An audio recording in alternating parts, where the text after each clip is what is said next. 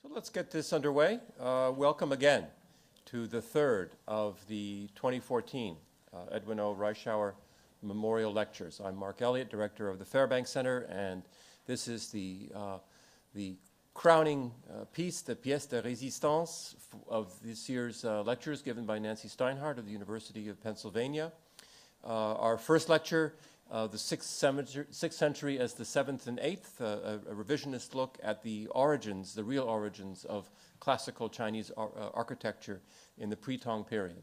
Yesterday's lecture on the Liao, showing us the kind of monumental style that the Liao brought to their image of imperial China that they create in the very northern part of the country.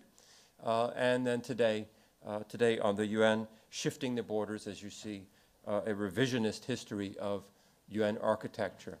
Now, yesterday in Eugene Wang's comments, he made reference to one of the enigmas or puzzles that comes out of the study of the relationship between, interaction between Inner Asia and China. There are a number of these. One of them has always been the question or the riddle of how it is that a people, whether in the case of the Khitans or the Jurchens or the Mongols or the Manchus, a people so few in number manage to organize themselves so well that they are able to build the kind of empire that empires that they built, including either part of or all of China, even when they were vastly outnumbered on the ground by Han Chinese, by the Hua people. This one of the eternal, I think, real mysteries of the whole Huayi Zhibian, the Huayi, the China and so-called barbarian tension that has driven so much of East Asian history over the last 2,300 years or so. And Eugene's question for us yesterday was, how is it that a people who had no building tradition whatsoever, who didn't even live in buildings, suddenly are masters of making fantastic structures, larger than anything that we have left over? And maybe there were bigger buildings built before the Liao. We don't know. Nancy knows. I don't know. Where did that come from? Where did that impulse come from? Where did the resources come from? The know-how? And what sort of imprint did Inner Asian styles, did Inner Asian notions of rulership or emperorship leave upon the architectural record, whether this be seen in terms of individual buildings or in complexes of buildings, including cities? Eugene raised this question for us, this question I've often thought about. Nancy's thought about it probably longer than any of us here. Her dissertation was, of course, on the Yuan capital of Dadu, on the site, more or less, of modern Beijing. And here we get both of these riddles in one. Again, a people who never lived in buildings. They built these buildings, but they didn't live in them. As far as we know, Kublai lived in a yurt that he built in the palace precincts, surrounded by all these wonderful buildings, but he didn't actually live in them. And I have to say, having spent a little bit of time, not a lot of time, but a little bit of time in Mongolia, I kind of understand him, because you get to Ulaanbaatar, say, and you're in your hotel room, and it's a regular hotel room, like a hotel room anywhere, with 4 walls, everything at 90 degrees. And then you leave, and you go out, and you're staying in gurs, because there are no hotels anywhere else in Mongolia except in Ulaanbaatar. So you stay in gurs, and gurs are, of course, round. And you stay in a round gur for a couple of weeks, and life is good. And you come back to the city, and everything is square and pointy and sharp and angular and unfriendly.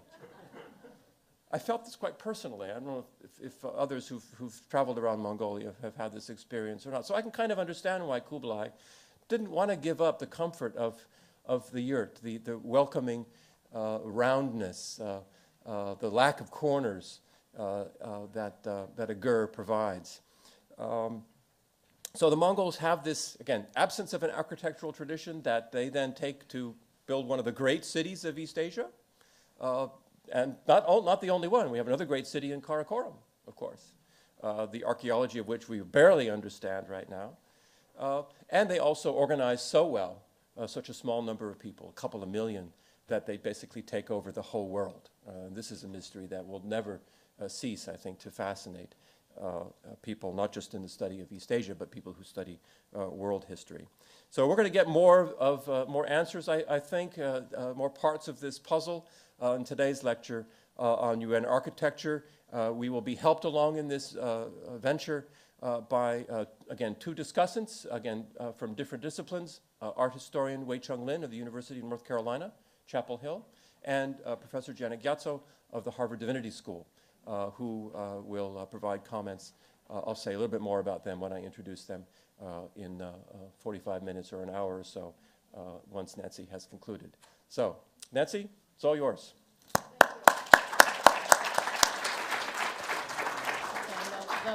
The lights will come down, right? All right, today's the conclusion. In order to have a revisionist history, there must first be a history. And we have a fairly comprehensive history of UN architecture, which I shall define as buildings constructed during the period when the Mongols ruled China, that is 1267, the year that Kublai broke ground for his great capital Dadu, to 1368, when the Ming Dynasty establishes itself in the city of Nanjing. I don't have a number of buildings that exist from the Yuan dynasty, but there are at least 300 wooden buildings, plus there are buildings in other materials. There are at least 70 tombs with murals, many, many more than that number without murals. There are rock-carved caves, both with relief sculpture and murals, that span from Hangzhou in the southeast to Dunhuang in the west. I shall begin with a brief history of what I will call the standard history of UN architecture, what one might read in a book, in a Chinese survey book. I'll then make a few comments about cities because they relate to issues that we discussed yesterday, and they're the backdrop for some of the buildings that we're looking at today. And then I'm going to talk about buildings that you are likely not to have seen, the buildings that write an expanded, perhaps alternate, if not revisionist history of architecture during the period of Mongolian rule in China. You're looking on the screen at what I would call a representative view of core UN buildings. We'll see this one many times today, the hall for sacrifices to the northern peak in Hebei province, built around the year 1270, murals inside. This one, perhaps the best known, especially to art historians, the Hall of the Three Purities at the Taoist monastery Yonglogong, with hundreds of meters of murals inside. A pavilion that stood at the crossroads of a small town, today it's in Dingxing, Hebei province, built in the year 1306. Now I come down here, Dragon King Temple. I use the word temple because it is Taoist. It's on the grounds of a Buddhist monastery, also filled with murals, still in situ, along the Fun River in southern Shanxi, the date 1319. A building from the southeast, from Yanfu Monastery in Zhejiang province, built in 1317, and a village temple in Boai County of Henan. This is an example of a building that I came to find with a newsprint picture and found in 2005 that it had been completely restored, and the person who showed it to me was very proud of the restoration. But then what we have across here, only 3 of the almost countless buildings in Shanxi province. These are not published as far as I know. They are almost not known. They all date to the Yuan dynasty.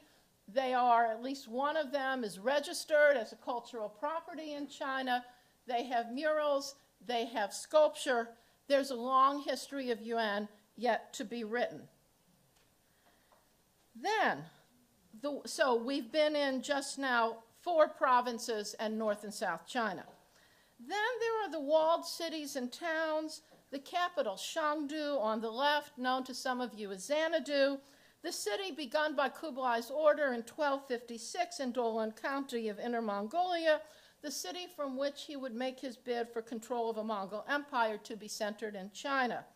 Kublai's great capital on the right, Dadu, It would be the showcase of Mongol rule in Asia, built largely from 1267, begun a little bit before then, through his life, and to a certain extent after him.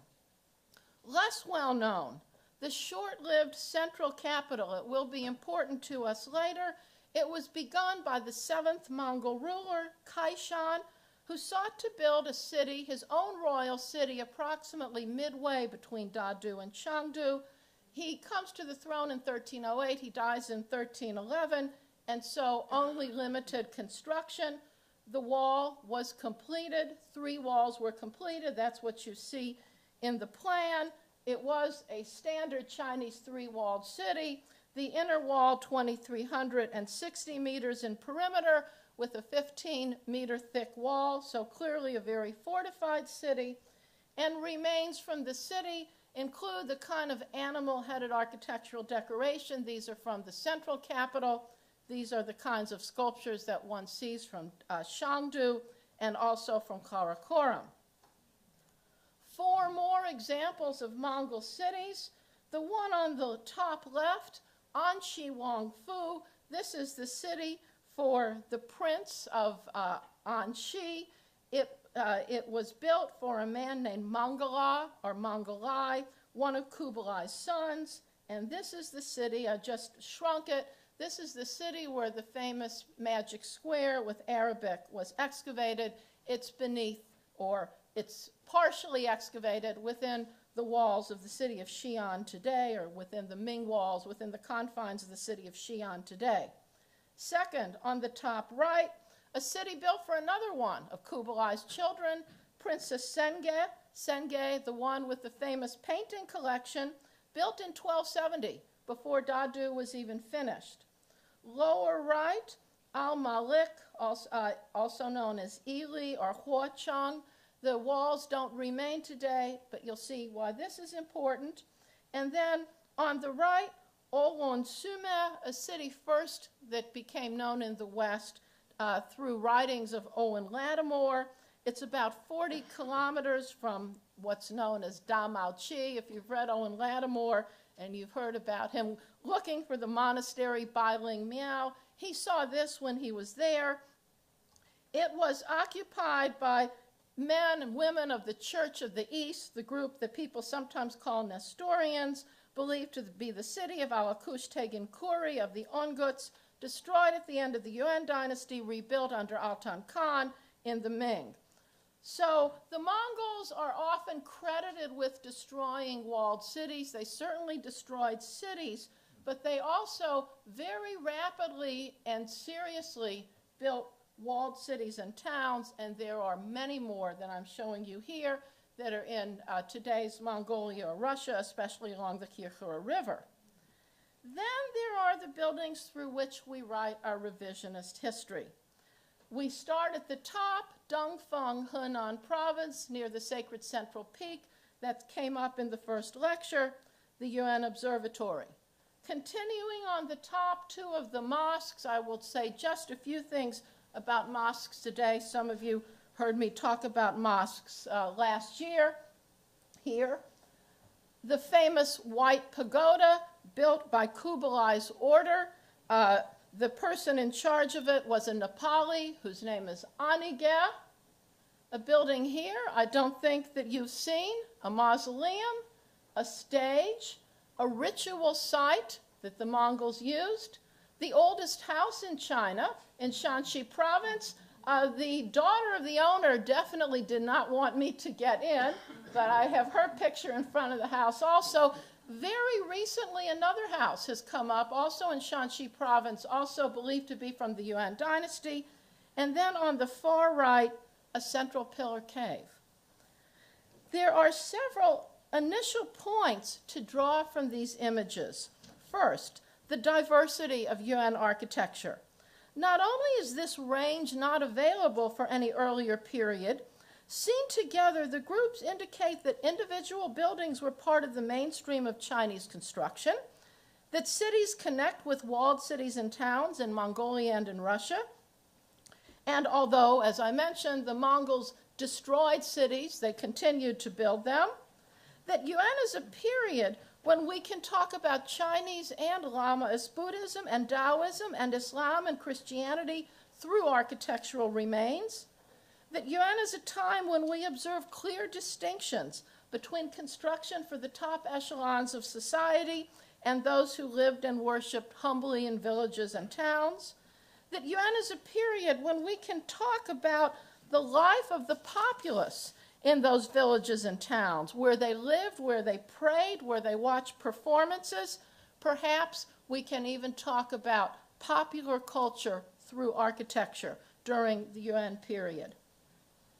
China offered a powerful vision of urbanism and architecture for horsemen approaching from the north. I had to show one picture like this.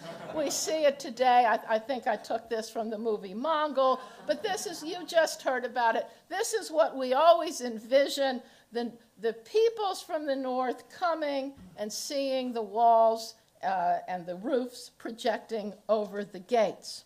The Mongols saw it not only in Mongolia, as we saw yesterday when we looked at Khitan architecture, and cities. The Mongols surely saw these walls that we looked at yesterday, but they also saw what had been immediately built just up to the time of conquest in their own conquest.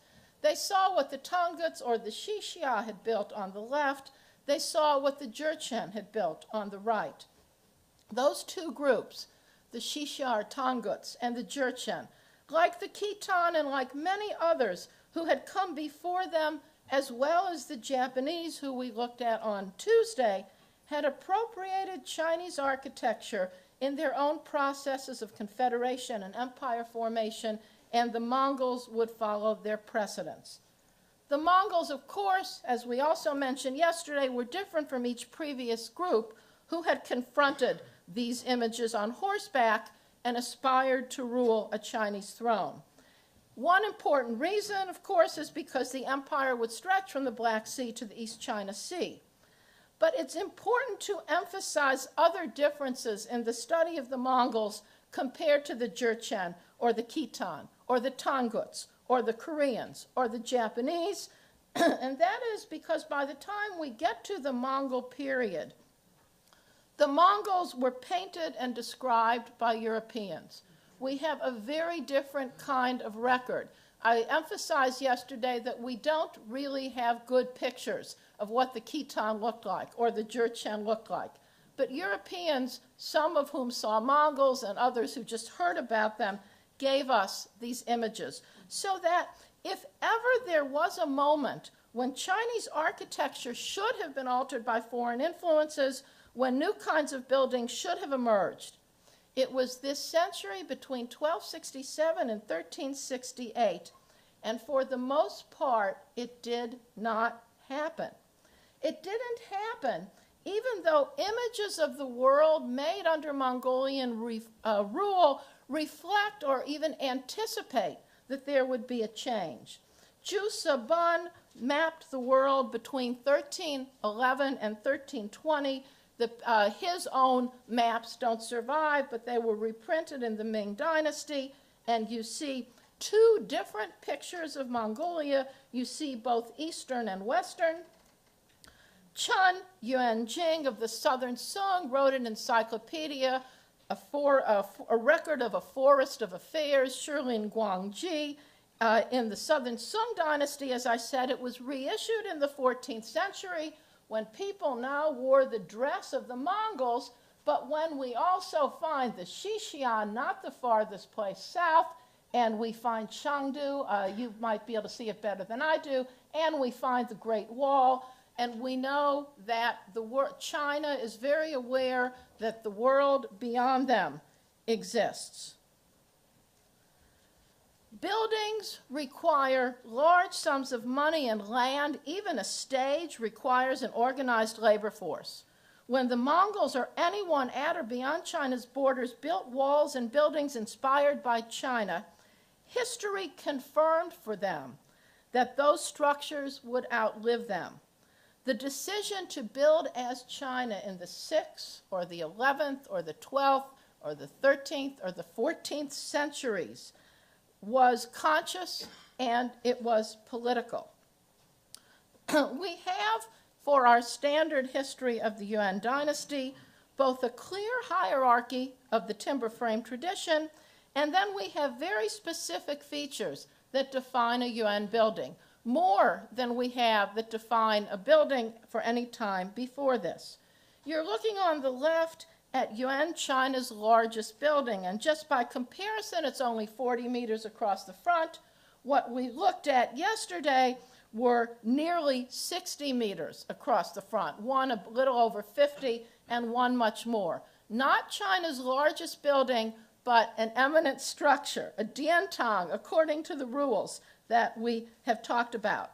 There also now for the Yuan dynasty are texts that describe buildings, including buildings in Kublai's city Dadu.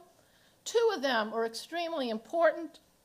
Tao Zongyi in the Chua Gonglu gives us a description of the palaces of Dadu written in the 1250s, presumably based on texts that he had. And Xiao Xuan on the right, more interesting in some ways, an official under the man who would become the Yongle emperor, in 1396 is charged with describing the buildings that survive from the Yuan dynasty before they're torn down to make way for rebuilding what Yongle already envisioned would be his capital city, or the capital of China. The text is called Gu Gongyi Lu, Record of the Remains of the Imperial City or of the Palace City. When we look at something when we look at Yuan China's grandest building, the hall to the northern peak, Virtuous Tranquility Hall from the temple to the northern peak, and I take a passage from Xiaoshuan, you can see now what the texts make it possible to do. So I'm talking about the Da Ming Hall, not the Daning Hall. This was the hall of audience that Kublai Khan himself used. Xiaoshuan tells us, it is raised on a platform. In front is the stairway. Surrounding the hall is a marble balustrade carved with figures of dragons and phoenixes. Each vertical post of the balustrade rests on an owl, a sea dragon-like creature. A better view of what one of these is at the corner on the left, and on the right, a piece of relief sculpture from Dadu.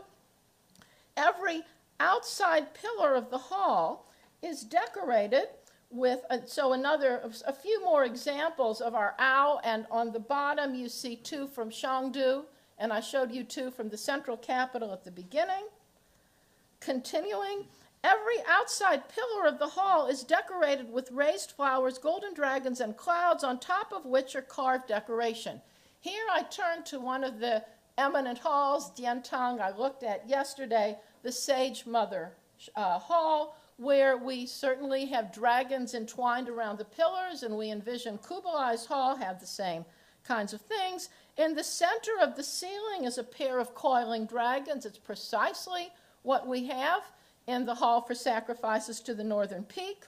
On all four sides of the hall are golden and red mullioned windows with gold leaf attached to the intervening spaces. We don't have any gold leaf. We don't know whether there was or wasn't at this building. When I bring a few more Yuan buildings into the discussion, we can isolate 5 features that define a Yuan hall. So, Virtuous Tranquility Hall, different lighting, the color somewhere between what you see here and what you saw in my previous slide, and then the other 3 buildings from the Taoist monastery, Yongle Gong, top 2 more eminent, lower 2 less eminent, as we've seen, as we talked about this yesterday.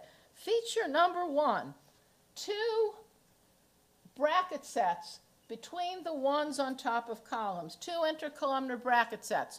We by now have a beautiful evolution from our inverted V's in the 6th century to 1 set between the columns in the 2nd, to 2 in the Yuan dynasty, to 5 or 6 or more buildings that we see from the Forbidden City. If we even look at a sketch, ink drawing on the wall of a tomb in Inner Mongolia, the feature continues, pillar, pillar, and 2 intercolumnar bracket sets.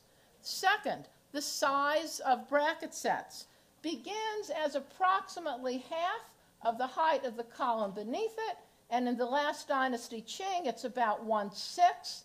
And here in the Yuan dynasty, this building no longer survives. 1357, it's about a fourth, or it's between a half and a sixth. And more interesting, we have this feature here, which is non-functional. The third aspect of a Yuan dynasty building is that we begin to see features that no longer have function. They're just formal, they're just decorative. So you see pieces here. This is actually what we've called a cantilever. This is just decoration. Here you're looking at a shrine that was found in a tomb in Gansu province. We have just pure decoration. And the fourth and fifth features are seen here. They're known as pillar elimination and also, well, first is pillar elimination and the second is pillar displacement. So what I mean by elimination is that you look on the inside of a Yuan building and you find positions that are marked by the columns on the outside and you don't find them inside. So we don't have our Cao system all the time anymore. And what I mean by displacement is that in principle, if you have a pillar on the outside, you want to make sure your building stands. You're going to put a pillar every place where that's anticipated by the outside. But in the Yuan dynasty, the pillars can be displaced off these axes. This is interesting because the Ming dynasty, somebody asked a question the other day or mentioned that Liang Sicheng called Ming architecture, what did he use? Stale or repetitive or lacking in vigor. The earlier periods were lacking in vigor. This is what he meant, rigidity. So every piece of wood is rigid, very straight, and the interior of Yongluo's funerary temple has just about a complete column grid. So these open interiors and the drama very much peters out, if doesn't end, by the Yuan dynasty. Yuan is also a time when painting can support details of architecture. We looked at some extraneous evidence, paintings and relief sculpture in the first lecture, and I said that what we find is very, very specific details supported by what we now, by this point, call jiehua, ruled line painting. I am especially interested in showing you this because at Avraga, which is a site that was used by the females in Genghis Khan's family, perhaps a palace, perhaps near where they lived with some residential or other architecture, this measuring device was found, and this is what it corresponds to. That's not to say that the Mongols were making ruled line painting, but I want to emphasize that people building in Mongolia did have measuring sticks and were certainly capable of using these devices to build architecture. In terms of what ruled line painting does for us in the Yuan dynasty, here is the approach to a platform. It's called Tadao in Chinese. This is a mansion within the confines of Dadu. Here you see in line drawings the same thing. Next, we've looked at this already, an inset, marble inset to decorate architecture with the dragon. Here it's more floral, but same position. We know the position it would have taken in a building. And this truly remarkable find on the right from the same Hoying mansion, the impression of a door, and I'm showing you a lattice door. The paintings that we've looked at are from the Taoist monastery Yonggong. So we also now have an incredible correspondence between our details and what survives. Also in the Yuan dynasty, we can now distinguish between a building in the north and a building in the south. These are all buildings from the south. I brought in one example with a better original. This was actually a photograph of a building that I wanted to find in Shanghai. This was my picture. This is what it looks like. Sometimes they're changed, but one still looks for the features that tell us they are Yuan. The building on the left we've already seen, and when we go inside either one, we find lots of curved architectural members, which is a feature we associate with South China, and we can even find it here from the year 1016.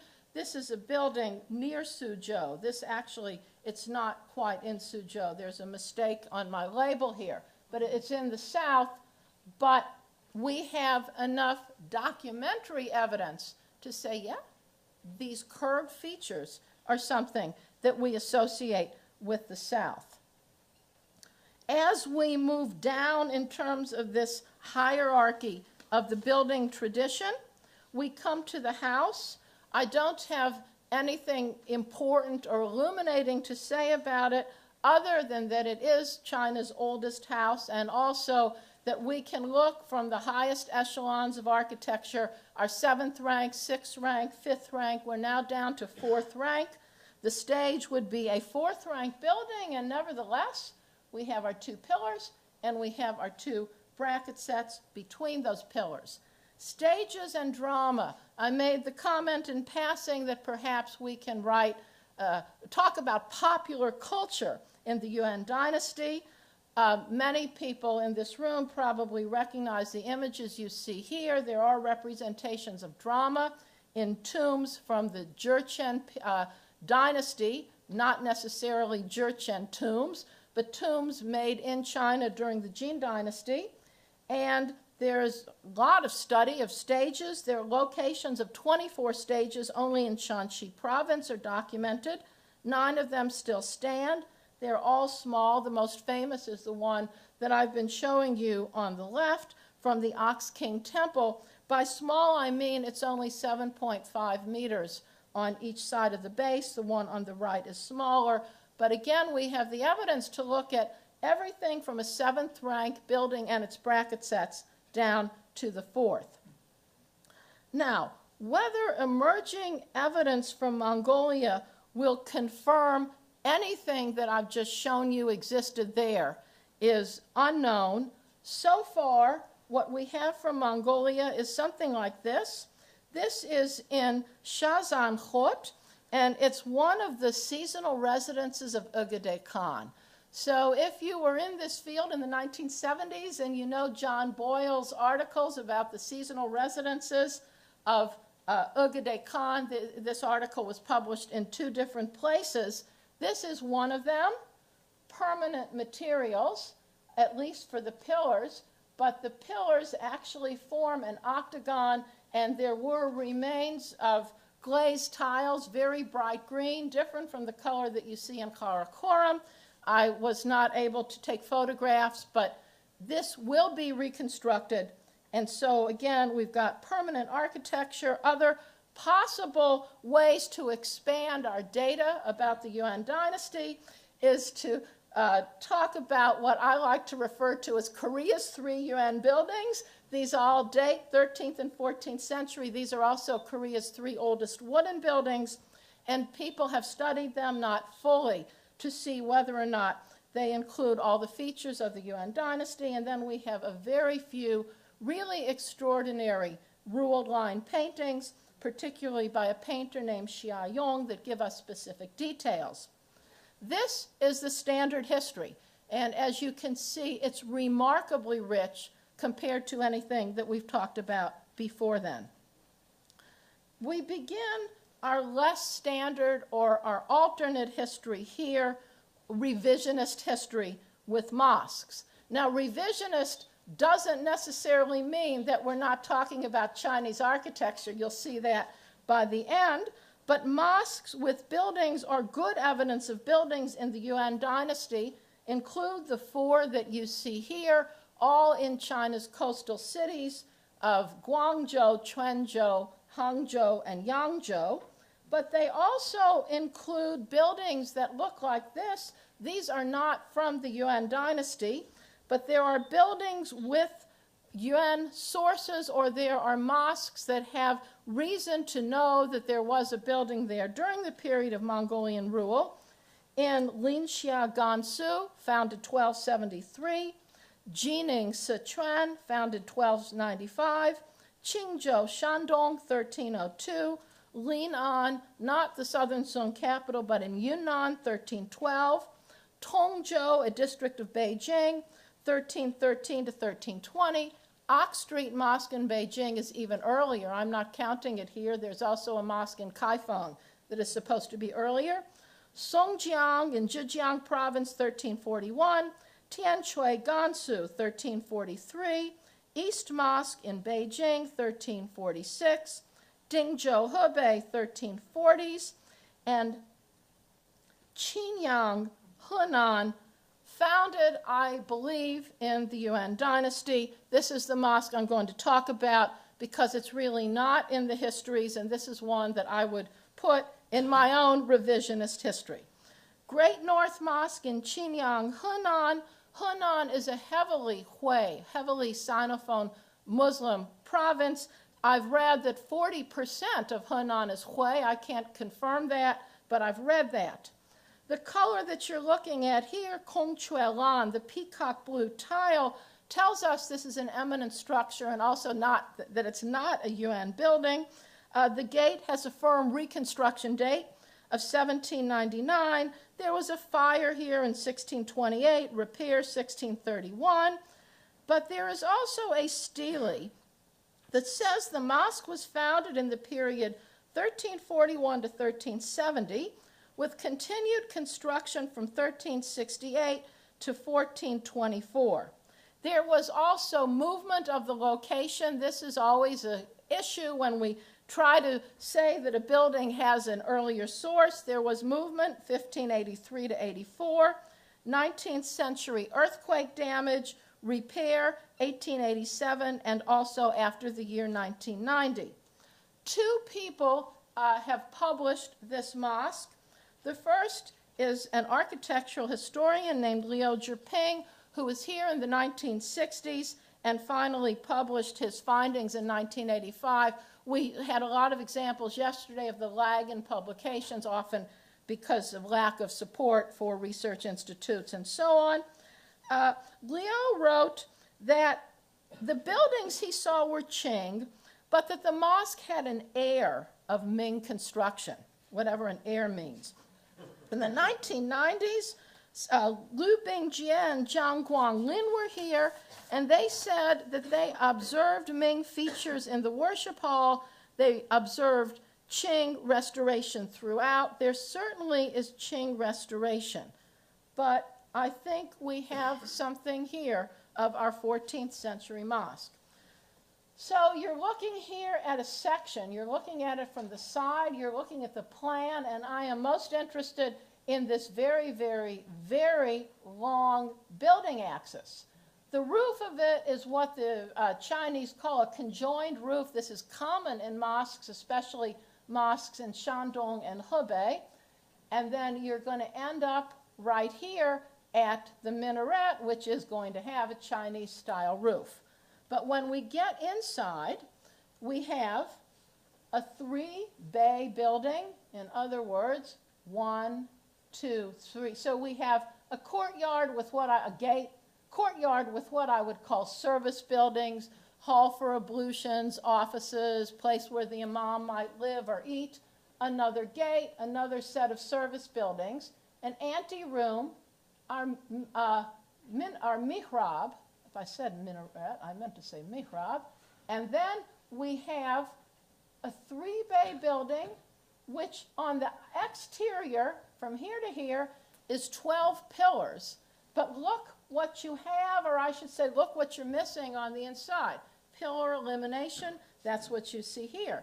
When you look at the bracket sets, these compare with pictures in Ingzao Fa Shi of a 5-component bracket set. Of course, the same kinds of bracket sets are constructed in the Qing dynasty, but they're also constructed earlier. There's a very unusual feature that I have never seen any place but here. It's called a chandu. It translates as cicada belly, and I'm looking at the little grooves right here and right here. I put my label here because I didn't want you to think that you were looking at a piece of the fan. This is a decorative feature on a brace. It is described in Ingzao Fa Shi. Of course, it can be built later. So that's a building that I think should become part of our newly revised history. The other reason that mosques are interesting is because they show us how Chinese architectural space is accommodated to Muslim worship, or how Muslim worship is accommodated to Chinese architectural space. So the famous mosque in the city of in the city of Guangzhou, the city that used to be called Canton, has a minaret that soars 37 meters. There is no reason to think that anyone wanted to conceal that this is a minaret. It's described in a 12th century record called Ting Shi, Jottings by My Bedside Table, by a literatus named Yue Ke. But look what happens to the plan. So here's our mosque. Here's a monastery we looked at yesterday in Datong from the 11th century. We have a gate, T-shaped approach. We have a gate. Here it's a hall. This is our mosque, and this is our mihrab. So in order to pray, somebody has to make a 90-degree turn, another 90-degree turn, and faces the mihrab. Whereas here, we have our large approach platform that just leads us to 5 Buddha statues. But one has to go through 2 courtyards, and only then, in a building which is Chinese structures, we saw that, which is Chinese structures rebuilt, but Chinese structures fully, only at that point, concealed deep within several layers of Chinese architecture, does he worship. Now, the reason I wanted to show that to you is so that I could show you what happens here. There is no question that this is a pagoda for the practice of Lamist Buddhism. There's no question that a Nepali named Anige was in charge of the construction, or that it was built between 1272 and 1288 under Kublai's rule. But look at, there's also no question that the technique of making a structure that was cylindrical, made of brick, and then whitewashing it existed. But look at the plan, a kind of small hall, an enormous pagoda following a gate. We, of course, saw this plan across East Asia in the 6th century. We saw it in China, we saw it in Korea, we saw it in Japan. The pagoda and the gate are in reverse position. But this is a simple monastery with just 2 main structures with a gate in the front. So again, we're looking at the incorporation of a religion from outside of China into our Chinese plan. This building also figures prominently in my revisionist history. This is the Chinese Observatory in Dongfeng, Henan. It has been considered evidence of the impact of Western architecture in Yuan, China. What you see rises 17 meters. Like all observatories in China since the time of the legendary emperors, a major purpose was to regulate the calendar. The process for achieving a regularized calendar dates back to the dynasty called Zhou, to the 1st millennium BCE, and the process in the Yuan dynasty is recorded in a text called Shou Shi Li, issued in 1280 and translated in this book by my colleague Nathan Sivan. The observatory in Dongfeng is the oldest one that's extant in China. It's also the first for which we can confirm the presence of West Asians alongside Chinese observers. We also know that there were 8 Chinese officials who were involved in the observatory project, Guo Shoujing on the left, and a man named Wang Xun, who I don't have a picture of, but 1235 to 1281, both had background in math and in the sciences. Liu Bingzhong on the right, Kublai's advisor and equivalent to a prime minister for Kublai, a man first and primarily educated as a Chinese official, as were the other 5 men who worked on this. Kublai is almost definitely the person who, Liu Bingzhong is almost definitely the person who told Kublai all the benefits of building an observatory in terms of the symbolism for Chinese rulership. He's the man who designed the city that is Shangdu, based on the 8 trigrams of the I Ching. He's the man who designed the capital city Dadu, based on the classical text in the Rituals of Zhou that describes a ruler's city. On the other side, we have this evidence. We have names of 4 West Asians who were involved in astronomy in the western regions and who came to China at this time. First, Nasser al-Din al-Tusi, who convinced Hulagu, that's Kublai's younger brother, who was already in Iran, to build an observatory near the town of Maragah, that's in Azerbaijan, northern Iran, in 1279. Most influential, according to the records, Jamal al-Din, Chinese Jamal al-Din. He has a biography in Yuanshi and a biography in Rashid al-Din's History of the World. He began his career as an astronomer in Maragah. He eventually comes to China and enters Kublai's service. Jamal ad-Din is often credited with bringing 7 astronomical instruments to China in the year 1267. These are not the instruments he brought. These are pictures one finds on the web for what 6 of these instruments could have looked like. They included an armillary sphere, a tequitrum, sundial for unequal hours, sundial for equal hours, celestial globe, terrestrial globe, and astrolabe. Rashid wrote that Munka, Kublai and Hulagu's older brother, and the predecessor as Kagan, I'll go through this in a minute. This is just, I've been talking about these names. I'll show you how the family tree looks. That Munka wanted Jamal to build an observatory for him. The task was too difficult. That's at least what Rashid tells us. Jamal came to China. Nasser al-Din went back to work for Munka. And then later, Shams al-Din, who dies in 1322, I don't have his picture, a man trained in mathematics and astronomy, and Mir Muhammad, also no picture for him, worked on the observatory in Maragah and then came to China. So Chinggis, of course, his second Mongol ruler, his successor and his successor, the youngest sons, oldest son Munka is the 4th ruler. Now Kublai will be the 5th. He's gone to the east. He builds his capital in Dadu. Hulagu, the 3rd son, goes to the west, and he becomes responsible for what's known as the Ilkhanate in today's Iran and border regions. The 6th and 7th rulers and architecture relevant to them also will come up. So, our observatory. The Yuanshi, the standard history of Yuan, refers to the building that you're seeing here as Gaobiao. That's why I've got the characters on the screen, which we can translate as tall gnomon. I think the word gnomon is better for astronomy than tall marker. Yuanshi tells a reader that Kublai planned to build 5 Gaobiao in 5 different cities, but only the one in his capital Dadu and the one in Dongfeng at the foot of the Sacred Central Peak. Sacred Central Peak came up in the first lecture. The central point in China, at least symbolically, this is where one might expect an observatory. Those are the only 2 constructed. This feature, Gaobiao, is one of the 3 key features. So just to show you what is important, so we have essentially stairs that lead us to the top. We have a platform, about 1/3 of it is roofed. This marker, post, is very important. And this is how it worked. This pole here is called the Gaobiao.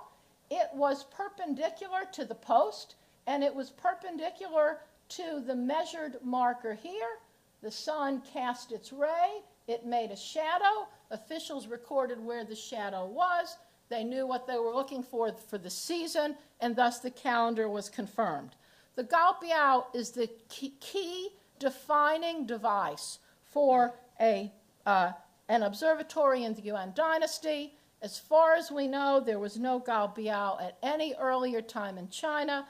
As far as we know, there was no Gaobiao in Iran. If one were to be excavated at Maragah, this would be fantastic evidence of interchange, but for now we have this only in China. This Gaobiao rose about 17 meters to the top of the building that you see, and as I said, is the crucial feature in assessing all other observatories during the period of Mongolian rule.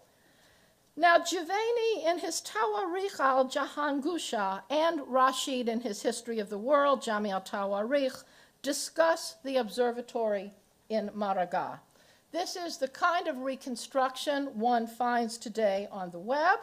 We don't know that it looked like this, As at Dadu and at Dongfeng, instruments were moved to Maraga, in this case from Alamut, after that city was taken by Hulagu. I should say today there's a modern observatory there. If you look up Maraga on the web, you see a dome structure, and people can go there and look at the heavens.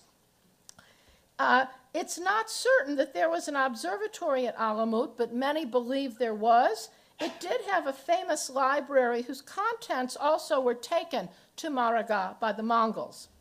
It's been argued that, as in China, the purpose of the Ilkhanate Observatory was more astrology than astronomy, and that a second purpose was to regulate the calendar. According to Rashid al-Din, the astronomical tables of the Ilkhans that were produced at Maraga, now I'm quoting, showed a deep knowledge of the Chinese calendar and Chinese sources. Now, one has no idea how to assess this kind of statement, but from it, perhaps this means that the Chinese duodenary cycle was adopted by the Ilkhans. It's a possibility. Unfortunately, there is very little evidence on the site. This plan, made in 1979 by Parviz Vardiavand, was sent to me by my colleague and at one time travel partner in China, Sheila Blair, who's in the audience. I thank her for this. This is, as far as I know, the best rendering, maybe there's something we don't know about yet, for what was in Maraga. But the texts tell us that there was a domed building, a library, a school for training observers, and a mosque. The domed building is not particularly significant. Domes are characteristic of Ilkhanate architecture for a variety of functions. But J. Samsho remarks that the observatory appears to have been subsidized in a manner ordinarily reserved for schools, hospitals, and libraries. Well, schools, of course, are highly significant with a long history, both in the Islamic world and in China. I thought about showing the White Deer Academy, but on the left, you're looking at a madrasa. On the right, we're looking at a plan, a very stylized plan of an academy from the Song dynasty. China, however, has a much longer history of training of officials. It goes back to the dynasty called Zhou that I just mentioned, when there were three significant structures of kingship, what I like to translate as the numinous hall. I think that Mas Pei'ro is the first one who used this term for the Mingtang, the jade ring moat for the Biyong, and the spirit altar or Lingtai, which housed functions that included the rituals of the 12 moons of the year, platforms for observation of the heavens, and also the Biyong for the education of officials. And some believe that these functions were put into a composite building at the very beginning of the 1st century CE by a man named Wang Meng, who briefly usurps the Chinese throne. The platforms for observation in his reconstruction that you're looking at here are on the corners, and then one would stand there and look to the heavens. On the left is what the platform for the observation of heavens at a later capital from the Han Dynasty looks like. We're still in the 1st or 2nd century CE, and then on the right, the way it's been reconstructed. As I mentioned, presumably Liu Bingjung suggested to Kublai that he build observatories because of these associations with Chinese kingship. But they go back, as I'm mentioning, to the same period when the texts that Liu was using for the designs of Kublai's capitals date, that is, the last millennium BCE or 1st millennium CE.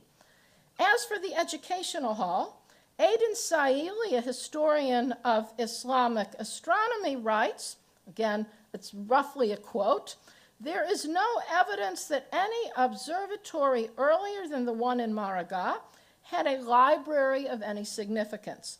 Yet the next Ilkhanate observatory, which is in Sham, a western suburb of Tabriz, commissioned by Khazan Khan, who rules 1295 to 1304, who had visited Maraga, his observatory has a hospice, a hospital, a library, academy of philosophy, fountain, pavilion, 2 madrasa, and his own mausoleum." you see where I'm headed. We now have an observatory with the educational and ritual structures that have existed in China for a very long time. The Dadu Observatory has no remains from the period of Mongolian rule, but it's described in text and it's been reconstructed like this, and it is believed to have had the same two towers, one of which survives today in Dongfang. This, it's lettered in the article I read, what was inside of this, and included in my quadrilateral here are a building complex for offices of the 5 seasonal officials, astrologers and their assistants, calendar clerks, the observatory director and observers, supervisor of water clocks and timekeepers, buildings for the acquisition of provisions, instruments, and supplies, a room for star maps, the spherical sky globe, a model of the sky, a carriage cover, libraries in which were contained astrology books and also books in math and computational astronomy, a building where almanacs were printed, buildings for teaching and preparing offerings for the shrine, a school for education in mathematics. In other words, schools of higher learning existed both at the observatories in Maraga and in Dadu. In the case of China, we have to consider that Kublai had largely eliminated the academy for training officials, so that entry into something like the observatory might have been a way to ultimately enter the bureaucracy. But we have these very parallel kinds of buildings in both places. The best evidence for the impact of West Asian astronomy on China during the period of Mongolian rule, I would suggest, are the astronomical instruments that were brought to China. Evidence of the impact of Chinese astronomy in Iran under Ilkhanid rule is the adoption of the Chinese duodenary calendar, and Chinese also definitely worked in Maraga. We have no evidence of the tall gnomon anywhere but China. Both Willy Hertner and Aden Saili argue that Jamal ad-Din was neither a great astronomer nor erudite, and Hertner makes the stronger statement that Chinese astronomy did not undergo any essential change through this contact with Islamic science. Very strong statement. The architecture, I think, supports it. Unless one can prove the existence of a Galbiao in Iran, the setting of the calendar there is the main reason, I think, to see the Chinese process coming to that part of the world. Now, when we look at the plan, our plan comes right out of China. We saw a building from the Song Longxing Monastery yesterday. It's the one that Liang Sicheng described as making him feel he was walking into a Chinese painting. And we've seen this monastery also. So a main building, 2 smaller flanking pavilions, main building flanking pavilions, and a few other buildings on the axis. In other words, we might be looking at architecture that doesn't look like what we would expect to find with our ceramic tile roof eaves and our pillars and our bracket sets. But it is consistently put into a Chinese plan. As for the construction, the brick construction, in the 14th century, Chinese were building what were known as beamless halls, that is, halls without wooden beams. You're looking at one from Nanjing on the top, but the Chinese built brick tombs at least as early as the 2nd century CE, and of course the Chinese built brick pagodas in the 6th century. To the extent that this building appears distinctive among other 13th century buildings, I think it is probably because it was a highly specialized structure with a highly specialized function. Next, in our revisionist history, this building that I think people have looked at since you saw it on the poster, it stands in Guyuan County, same county of the central capital, about midway between Chengdu and Dadu. It is referred to in the geographical study of this part of Inner Mongolia, it's in Inner Mongolia, that was undertaken by the request of the Qianlong court, undertaken by an official named Jinzhi Zhang sometime between 1732 and 1741, published with additions by Huang Kerun in 1758 and 59, 1758/59. it's not exactly certain which of those 2 years.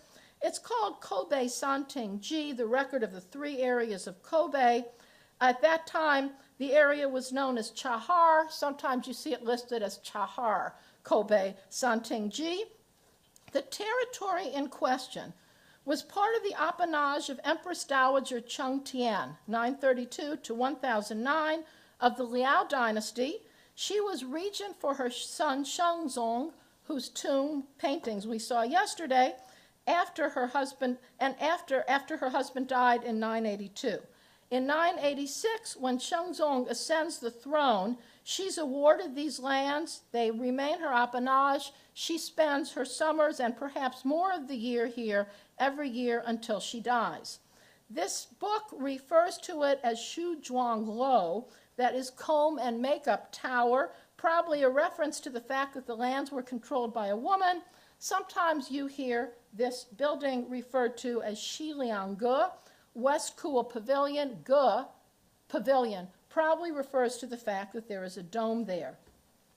Jin and Huang, our 18th century authors, tell us that Shu Zhuanglo was squarish, brick-faced, more than 2 zhang, in other words, nearly 13 meters high, and had a semicircular dome rising from the center of a flat roof. This is certainly the building that we're looking at. The front entry was in the southeast with a window, that's on the left, and there was a window at the back, that's on the right. This is certainly what one sees today.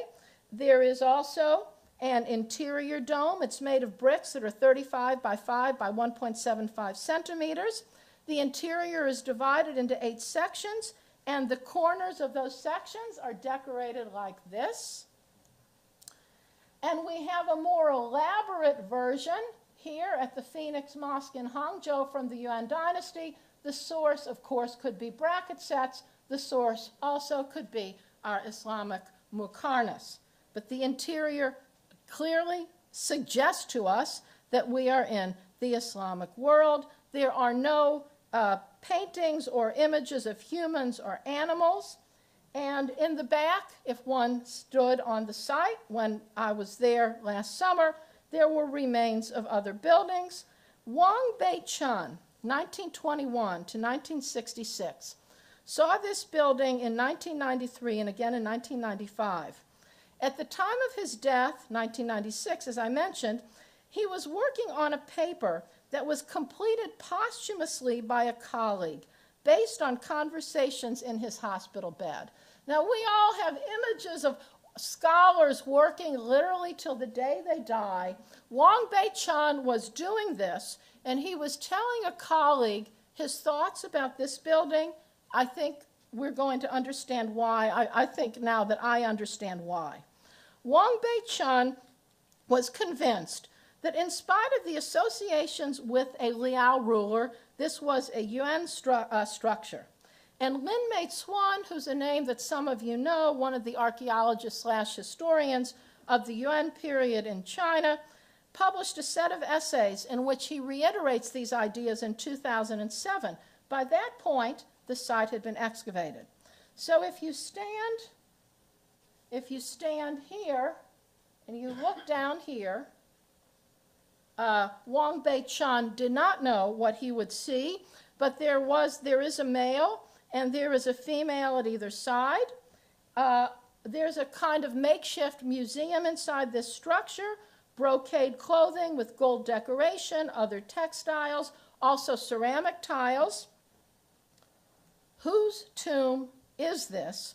Has become part of a fairly heated controversy, and I believe that Wang Beichun anticipated this.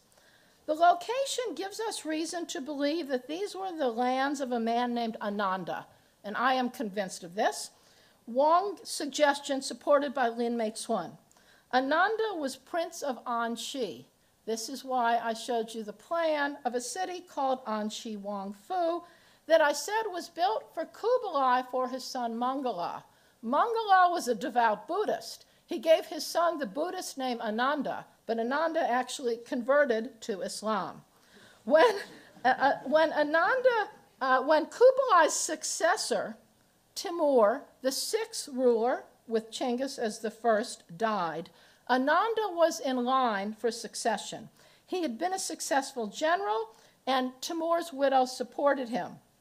But his opponents were two brothers whose names were Kaishan, who will become the seventh ruler, and Ayurbarda, who becomes the eighth, great-grandsons of Kublai, but more direct descendants of Timur than Ananda, who was actually his cousin. Ananda also lacked support in Dadu, and in 1307 he was executed in order to make way for the succession of Kaishan. When Kaishan comes to rule, he builds the central capital. He builds it in Guyuan, in the same region where this building stands, as if to make it very clear, Ananda may have had power at one time, but he has now appropriated all the lands of Ananda, and whenever he goes between Dadu and Shangdu, he's going to stop here. But not on site are these pieces of stele with the characters Kali Chi Se or Xiang Kali Chi Se. So that's what you're looking at here, Xiang Kali Chi Se. You can, if you look at the right website, you can see that there was a CCTV program that showed, and on the right, I assume this is Mongolian, right? People who read Mongolian can tell me if this says Xiang Korguz, Prince of Jining, who received the posthumous title Zhongxiang. Xiang Korguz was a Mongol, but not a Muslim. Now, to me, the architecture is proof that we are looking at a Muslim mausoleum. In fact, we are hard-pressed to find anywhere in China that any Mongol was buried. They are buried in unmarked locations. They're buried deep underground. We don't have tombs of Mongols in China. But I think we all know that archaeological sites can become political arenas, and a similar case comes to mind in the year 2010. This empty tomb was published. It's in the Zhutong Mountains of Nanjing, and the excavators said, well, it's in a cemetery of Buddhist and Taoist eunuchs. There's a good reason to think this is the tomb of Zheng He. Zheng He, this is published. You can find all this on the web is great now. You don't even have to find the periodicals. If somebody wants to Google it, you will find this. Until 2010, Zheng He's mausoleum, Zheng He, of course, was a Muslim. Ma Sanbao, the famous seafarer, who maybe died at sea, had this as his mausoleum in the Neosho Mountains, a different mountain range outside of Nanjing. Now, I stood at this site with my colleague Sheila Blair on June 26 of 2013. And on July 10th of 2013, someone who knew I was interested in this received this picture as a cell phone transmission, who sent it to me. In less than 3 weeks, somebody had come to the site. You remember I showed you the remains. So there were, by that point, 4 mausolea, our dome on square construction. And this is now being presented as a Mongol cemetery in China. If anybody goes back to Guyuan this summer, I don't know what you're going to find. But I now know anyway why Wang Bei-chun so definitely wanted Ananda's name to come up in the literature, because it's really, I think, an extremely important argument. Now, there's physical evidence, there's architectural evidence for what this should be. This is the tomb of Tukulk Timur. It's in Ili or Amalik or Huacheng. This is yet another one of the remains of cities that I showed you at the beginning in western Xinjiang. It's a vaulted structure. It's more complicated than the tomb of Ananda. I'll call it the tomb of Ananda. 15.5 meters across, 15.5 meters high, 6.8 by 7.7 in the base dimensions. Tukulk Timur was a 7th generation descendant of Chinggis. He came to power in the Chagatai Khanate in 1346, converted to Islam 1347. Some 160,000 of his Khanate converted in 1352. Upon his death, the western lands of the Khanate fell to Tamerlane. The Chagatai Khanate ceases to exist. Anyone who has studied this mausoleum makes the immediate and correct comparison with the mausoleum of Buyan Kuli Khan, dies in 1356, also a Chagatai Khan, in Bukhara. Similar mausolea for two Chagatai Khans who die within 7 years of each other are to be expected. They both had ceramic tiles on the front. So now I'm putting our mausoleum next to it. And the source of Buyan Kuli Khan's mausoleum and Tukluk Timur's is often the mausoleum called the Tomb of the Samanid in Bukhara, dated 943. Both of these should be sources for what we have, and now I'm showing you, again, a close-up. It's not a very good picture, but there were ceramic tiles excavated on the grounds of the Guyuan mausoleum, and presumably the front of it at least was faced like this. Another mausoleum, another structure that has to be related to this is what you're looking at here in Karakoto, Chinese Haicheng in Inner Mongolia, a brick structure with an undecorated exterior. This is one of the pictures from the Kozlov expedition in the 1920s, but it again has your dome on a square, corner pillars, which are interesting, and then the extension in the front like we have in Tukluk Timur's tomb. Some people say because of where it is that it's a Shishian mausoleum. I think we are again looking at a Muslim tomb from the period of Mongol rule. But just to emphasize that I still haven't shown you anything that the Chinese were not able to do, on the left I am showing you a pagoda in Anyang County of Hunan. If you go to the Shang tombs in Anyang, you won't see this. It's difficult to find. It actually, I didn't find it the first or second times I looked. It was an extraordinary trip to find it, but it has a sway date. It is a dome on a square, and the entire exterior is faced. That's not to say that whoever built the tomb in Guyuan had seen this. That's to say that the technology and even a very similar structure existed in China in the year 600. This site also has not been considered in histories of Yuan architecture. I'm in Zhenglan Banner of Inner Mongolia. The place is called Sheep Group Temple, Yangchun Miao. It's about 40 kilometers as the crow flies from Shangdu. So far, 4 mounds have been found, like you see here. This is an old picture. Originally, there was a statue in front of each mound. The 4 are supposed to be on a line. I actually haven't been here, but these have to have been a ritual site for the Mongols. They were definitely constructed in the Yuan dynasty. The statues have been removed, and there are probably at least 60 statues like this. These two, this is left and right, are the same statue, and the one in the middle is a different one. These two at one time were just open air in Shangdu. Most of them have been moved to museums. On the left is one in the National Museum in Ulaanbaatar, and I want you to notice it's much less decorated. This is one that was found in Russia. It comes from a Russian publication. These are usually just called stone men.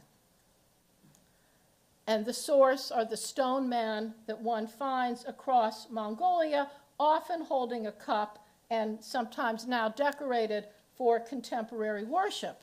But what I want to point out and make a parallel to architecture is that the ones that are in the Chinese sphere of Mongolia have this kind of very elaborate decoration. It would be another lecture to prove it, but I think we are looking at Chinese craftsmen, just as we've looked at Chinese builders, taking buildings out of context and putting them into Chinese framework. And this is a piece of, this was inset into a corner at Shangdu, at Kublai's upper capital in Inner Mongolia. So Mongols say that these are not royalty. Almost all of them have lost their heads. The one I showed you in Ulaanbaatar still retains its head. They say these are elite but not royalty. I don't really know who they are, but we're now finally getting to the point where we are outside the Chinese sphere. So the last site I show you is this one, Bayanyao in Inner Mongolia. It is a set of grottos in the Ordos. There are about 65 caves. They're carved into natural rock. There are 26 pagodas carved onto the faces of these cliffs. 25 are of the Nepali-Tibetan style that you see here. Excavated material dates from Northern Wei, Xixia, that is the Tanguts, and the Yuan dynasty. The most extraordinary cave is this one, and it is a central pillar cave. That's what you're looking at on the lower left. Central pillar caves, of course, date to the 5th century, if not the 4th, in China and in Western China. The walls are covered with tantric or Lamist Buddhist imagery, both deities and also, as you see on the lower right, secular imagery. The tantric imagery finds comparisons all over China. So here's Bayanyao here. These are the famous Mogao K465 with tantric imagery. Feilai Feng in Hangzhou, this is what I referred to at the beginning as the tantric caves or Mongol period caves that we find from Hangzhou to Gansu, and this is the cloud terrace at the famous pass, the pass at the Great Wall, Zhuyongguan. So we are certainly looking at Lamist Buddhism. This painting is on the walls of our central pillar cave. It is extraordinary. The Japanese have suggested that we're looking at Chinggis, his 4 sons, and then perhaps women, perhaps priests, and then princes of the blood. I like that interpretation. Peoples of Mongolia don't like it. Their point is that Chinggis would never be seated cross-ankled like this, that this must be a priest, it must be religious. Again, there's a lot of material that's coming up very rapidly for research here. And this is also on the walls. I was not shown this, but I know it's on the walls. And the Japanese call this the Chinggis mandala. Do with that name what you like, but it is a representation. It is a portrayal. I don't like to use the word portrait, but we do have paintings on the walls of these caves that give us human portrayals that people should be looking at in comparison to other pictures of Mongols to see if we can go a little bit further in our understanding of portraiture under the Mongols. What you see opposite the site today is this. It's a contemporary site for worship among the Mongols. So, the borders of Chinese architecture. The buildings that you see here, building in the center, constructed in Korea in the 13th or 14th century, the building and reconstruction at the top, Korea in the 6th century, below Japan in the 8th century, and Japan again in the 11th century. We do not find buildings like you see here except in East Asia, China, Korea, Japan. We don't find them in Mongolia. We don't find them in Western China. Were the Mongols, by their highly selective borrowing, finally the ones who defined the borders of pre-modern Chinese architecture, and did Islam play a role in the definition of the borders? 4 questions have been behind these lectures. Why does Chinese architecture appear to change so little over such long periods of time?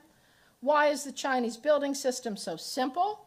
Why did builders of empires and cities and magnificent structures from Inner Asia to Japan turn to the Chinese construction system? And are these questions particularly relevant to periods of non-native rule? The first and second questions, and so this is my question here, have we finally reached the borders when we come to the Islamic world or we come to Mongolia? The first and the second questions and their answers are interrelated. The Chinese building system has been resistant to change because continuity is readily achieved through simplicity. The straightforward forms offer the utmost means of ensuring that a building is identifiable as Chinese, and thus that China is identified. Entry into China is announced by its architecture, the ceramic tile roofs projecting above fortified walls. In response to the third question, why builders at the borders who aspire to power take on this system, Chinese architecture is easy to construct. There's nothing ambiguous about the power it represents, and the fact that it is a closed system, which can be argued, but I'll still call it a closed system today, enhances its value. Conquerors remember it, aspiring empire builders use it in the face of those conquered. The conquered watch it rising under the direction of new patrons. 6th century builders saw Chinese architecture in the form of Han commanderies. Khitan saw it in the conquest of the Parhe and in China. Mongols saw it in the Xixia and Jurchen territory. Long before they ever got to China, they also probably saw it in Khitan buildings in Mongolia. As for the last question, the more rulers or contenders there are, the more occasion there is to implement or adopt the system. Whereas in Han there were only 2 great capitals, and except for the 15-year interregnum, 4 centuries of rule by one family. In ages of disunion or non-Chinese rule, the success of the Chinese architectural system was repeatedly tested. The success is validated by the continued use both in China and beyond the borders. The 6th century may parallel an age of late antiquity. The Khitan may have constructed pagodas in the name of Buddhism and erected tents around them, and the architectural landscape of the Mongolian Empire may have been described by Europeans. But in all 3 contexts, and in Sung and in Ming and in Qing, Chinese architecture distinguished itself from that of every other part of the world. Once inside these worlds, China built as China, but those who built China outside of China did not necessarily replace the building materials of their homeland. This came up yesterday in Eugene Wong's remarks. He had read all 3 lectures. Today's where I say it. So yes, we can use the local materials, but we still have our post and lintel system. If we could ever see what stands at Shazan-Kot, we might well be looking at a timber frame building in stone. In the Khitan period, these structures, or here another example, the buildings, whatever they look like, are put into standard Chinese plans there and also here in the 6th century, continuing, as we just saw, into the Yuan period. In the Khitan period, they were implemented into protectorate relationships. This desire from beyond China to build as China may be the most remarkable feature and feat of the Chinese building system. Anomalies can be absorbed by the overlay of China, so that changes in bracket set style or pagoda are always possible. A Chinese building or building complex is still ever identifiable, easy to imitate, and readily accessible to anyone who wants to build it.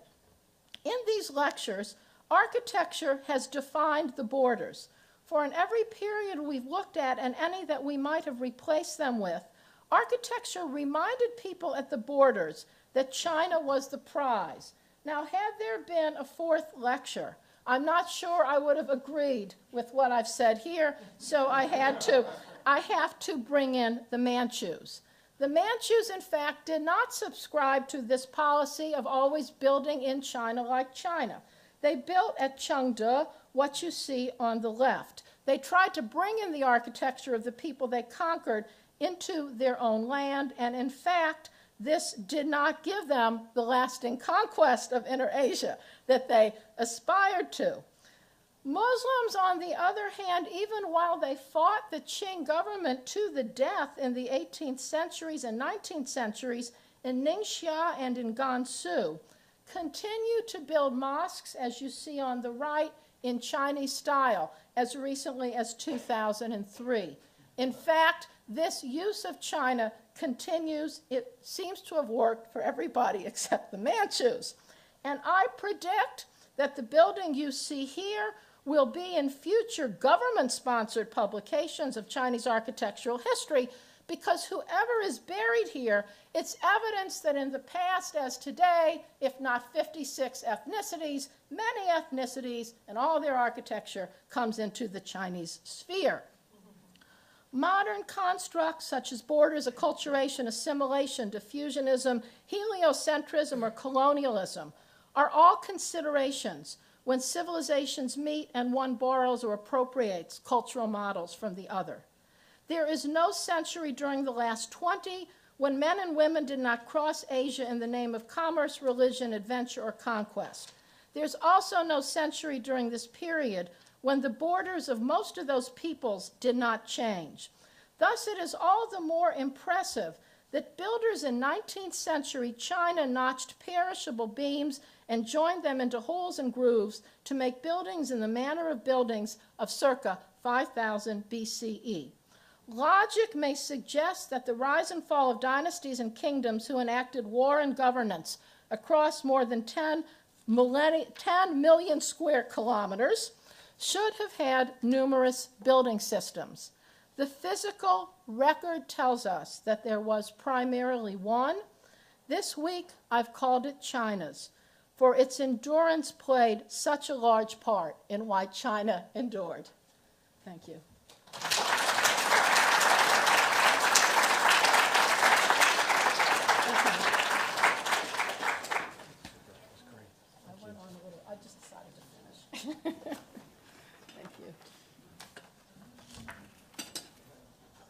Thank you so much, Nancy. That was a terrific tour de force and a real peroration there at the end, which we'll find in a future version of these lectures, which we may hope to publish, as is very often the case in the Reischauer lectures.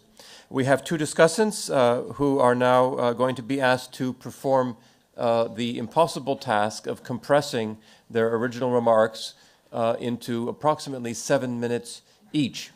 Our first discussant is Professor Wei-Chung Lin from UNC Chapel Hill, did his PhD at Chicago. I'm going to be brief here. I have a longer intro, but I won't do this. Wrote a book, a thesis on Mount Wutai, which was published, or is published this year, University of Washington Press, Building a Sacred Mountain at Mount Wutai, Buddhist Monastic Architecture in Medieval China. And he does a lot of work also in urban design and planning in pre-modern and modern China. Our second speaker, Professor Janet Gyatso, Hershey Professor of Buddhist Studies at the Divinity School, also in the Department of East Asian Languages and Civilizations here. And she's the author of many, many books, most recently Being Human in a Buddhist World, an Intellectual History of Medicine in Early Modern Tibet, in which she is an authority. She teaches courses in Buddhist history, ritual ideas, Tibetan studies, literature, both in FAS and at the Divinity School, and she leads a new program called the Buddhist Ministry Initiative at the Div School. She is here speaking actually for Professor Leonard van der Kuyp, who was the original discussant, as you saw, I'm sure, in our materials. For personal reasons, Professor van der Kuyp suddenly is unable to attend. He's out of the country, and Janet has very graciously agreed to give the remarks prepared by Leonard on his behalf. So first, Professor Lin. Well, thanks, Mark. I don't think I can speak as fast as you can, but I will try my best. Let me get my slides real quick. I only have a few things I want to show.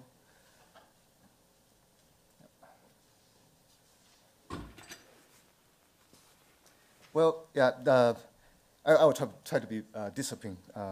Try to compress my commentary in 7 minutes. But so the first of all, I want to thank the Professor Eugene Wang for his kind invitation, as well as Mark and Lydia of the Fairbanks Center for Chinese Studies for making my visit possible and enjoyable. As an Chinese architecture historian myself, after sitting in the audience for the 3 consecutive talks in 3 days, I have to say I'm completely overwhelmed by the breadth of Professor Steinhardt's scholarship. These lectures provide us with conceptions and frameworks for understanding the history of Chinese architecture, with a great amount of evidence that sketches a contour of the building tradition on a shifting and expanding cultural map of pre-modern China. The third lecture of the series, A Revisionist History of Yuan Architecture, deals with the building legacy of what Professor Steinhardt calls the Yuan century from 1267 to 1368, the century of Mongolian reign in Chinese history. In the grand scheme of the lecture series, this last talk will serve the purpose of demonstrating how Yuan architecture, despite its non-Chinese cultural background and diversity, was built to negotiate with China's long-standing architectural tradition and unique building system, one of the themes that stream together all three lectures.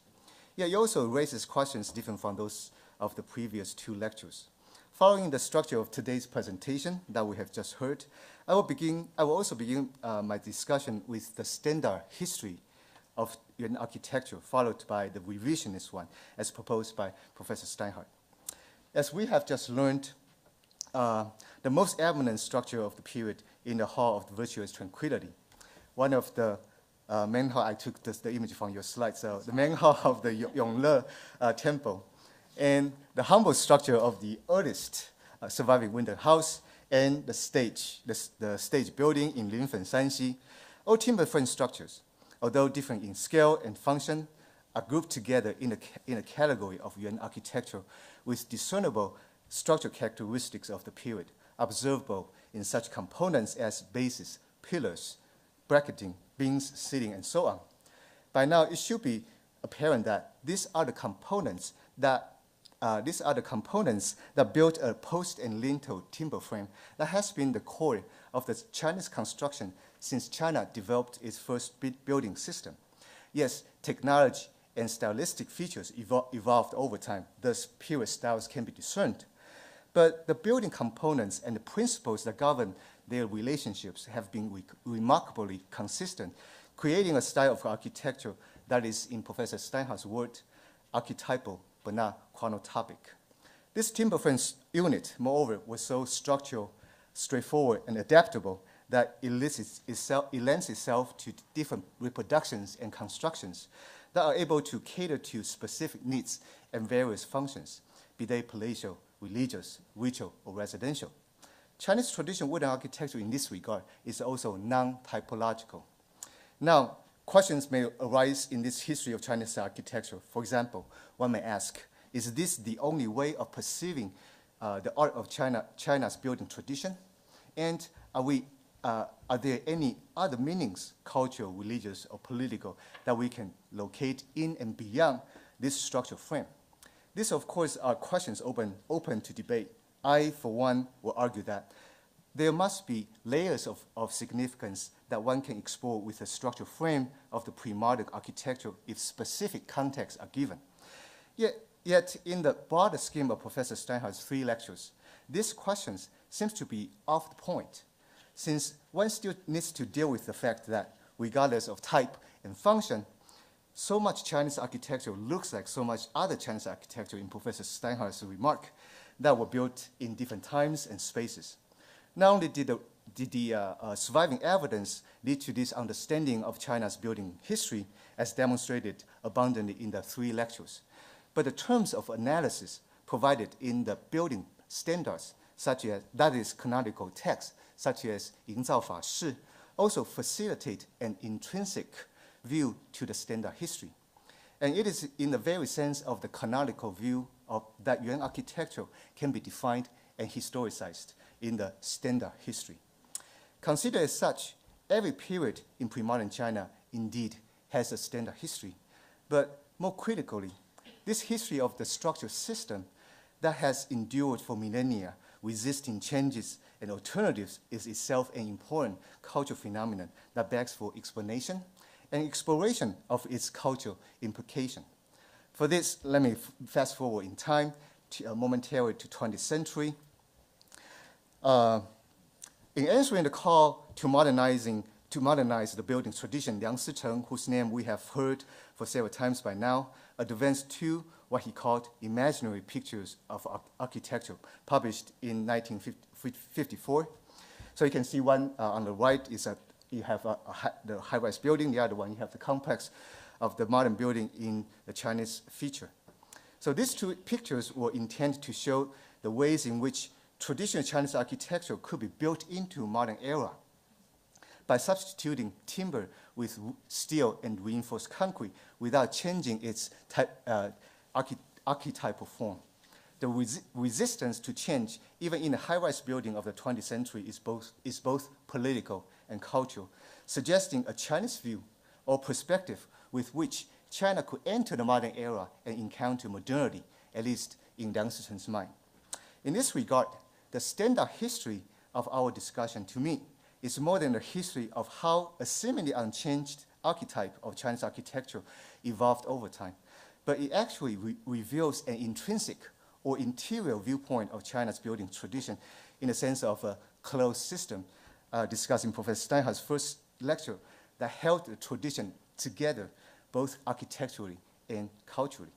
In other words, to continue to build in this archetype in the 6th, 11th, 13th to 14th, or 20th century is a conscious decision that perpetuates its tradition within the system.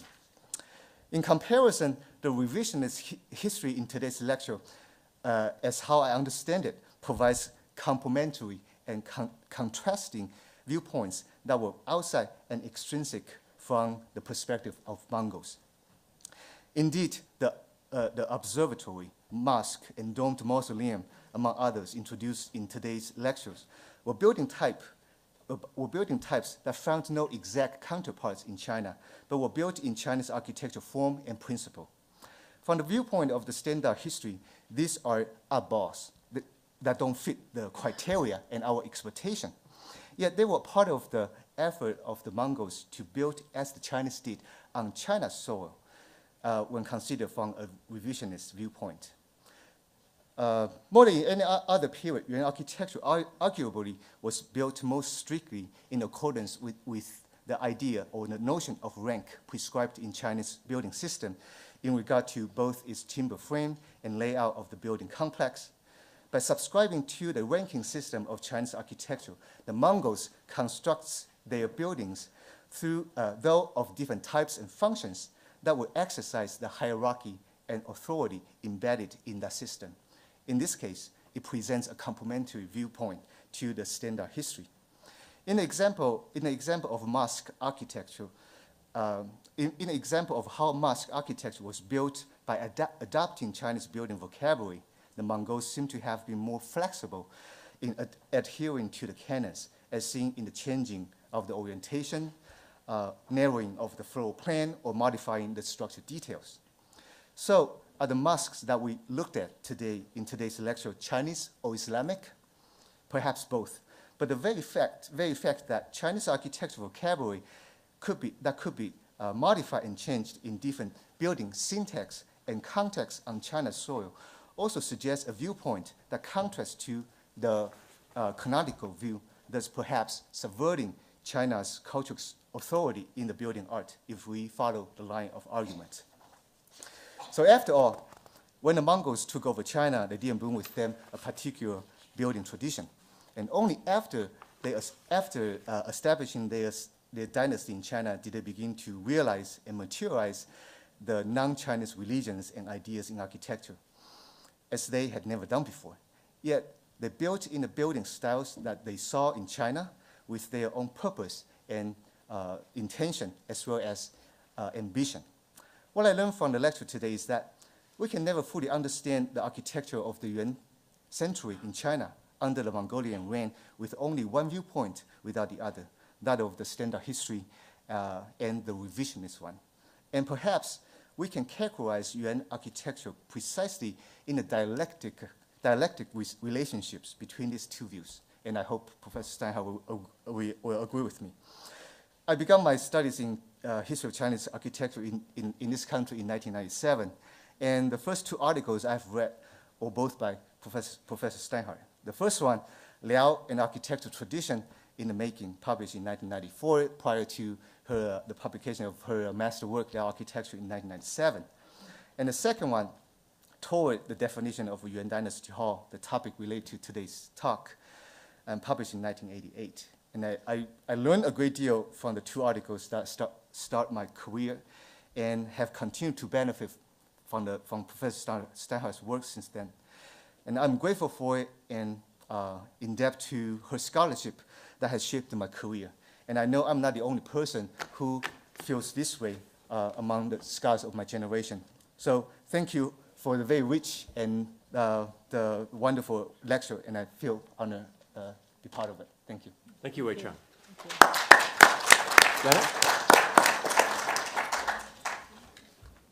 We could bring up the house lights.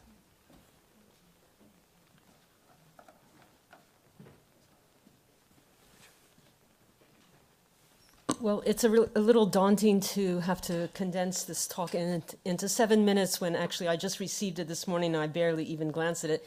So I don't know what the main point of it is. So what I'm going to do is try to read as much of it as I can, and then you can just stop me. But actually what I'm going to choose to do before doing so is to get 2 of my own comments in. One of which I'm just wondering whether, the point that we've heard about when in China build as the Chinese do, I'm just wondering whether it's begging the question of what the word China means. And Janet, I'm going to suggest that you give your own comments, and we present Leonard's comments to Nancy in written form as you have them. Okay, that's fine. Let's do that. And Let's do that will make it actually very, very okay with brief, you? in fact. Okay. Because I'm just taking in the material now and I hadn't heard it before. So I'm just wondering, what do we mean by the category of China? Certainly in Professor Lin's talk just now, it was very clear during the modern period, the clear nationalist and political agenda in these recent style of architecture. But can we just say, because people are building in what we might say the local style and maybe the style of prestige and great beauty and so on, does that mean that it's China per se? And is there a sort of a continuous thread that makes it China in all of those cases? So are we not sort of buying into maybe a contemporary retrospective view of what China even means? And, to what degree are the Mongols Chinese or not is even a question that we might beg. So that was just a very, very general question, and I'm just worried about that. And so this will be very brief because my other question is just the sort of question that I would have raised from the floor. It's something I've wondered about for a very long time, which actually Professor Van der Kuyk does mention. The style of temples in the Kathmandu Valley, temples and other kinds of government buildings, does look, so some of those last pictures that you showed us that said, you don't see this kind of building in anywhere other than China, they look so much like, I mean, I'm not an expert again, and I couldn't talk about the details, but the way the roofs are, that's sort of, it's very, very familiar style from East Asia, and I don't know what the history of that is, and I don't know whether you can shed any light on that. I'm not sure that Kathmandu has bracket sets, right? I think you're I don't know talking about I roofs. didn't notice the bracket sets, actually. I know And how many buildings. there are. I know the buildings you're talking about. There's general and there's specific. The True. first question I think is, worth talking about. I think Kathmandu may have braces like this, just straight, what you might almost call a cantilever piece of wood, like building in the Wild West, right? You have a pole, you have a roof, and you hold it up. I'm not sure they really do sophisticated bracket sets of any kind. Not sure. I think they probably have ceramic tile roofs. What about your thoughts on that first question? On then? the first question, I think that first question, I hope it was implicit in all the lectures. My last comment, I've used China to define her borders, but what is China? Sometimes people in seminars play around with, what if we don't use the word China today? I mean, what if today in class we don't use the word China? What should we use? How do we define it? Can we define it only geographically? Can we define it, art historians, by cultural relics? And I can't really answer it, but it's a question, it's a serious question that deserves thinking about every time anybody writes anything or shows anything. I do think that the architecture is on some levels as simple as I pointed out to be. I think that's really one of the features of Chinese architecture that's overwhelmed me since I first began to look at it. Always, isn't there more here than just the post and the lintel and why? And I do think that this is something that China does and almost no other civilization does, certainly not another civilization that endures as long as China. I think that the most telling feature of the last few buildings that sit down there because I'll show you. I think the most telling feature of the last few buildings that I showed you, the observatory and the white tantric pagoda in particular, really are put in, and then the mosques, are really put in Chinese plans.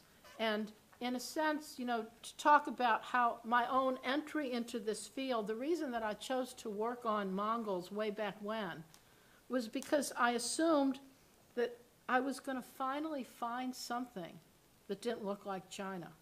That was my pre-assumption when I decided to write a dissertation here a long time ago. And in the text, there's even something called a lu ding. There's a flat roof, and people assume, okay, maybe these are roofs that you see on the step or something. But in fact, building after building, pieces, Chinese means of construction keep coming back.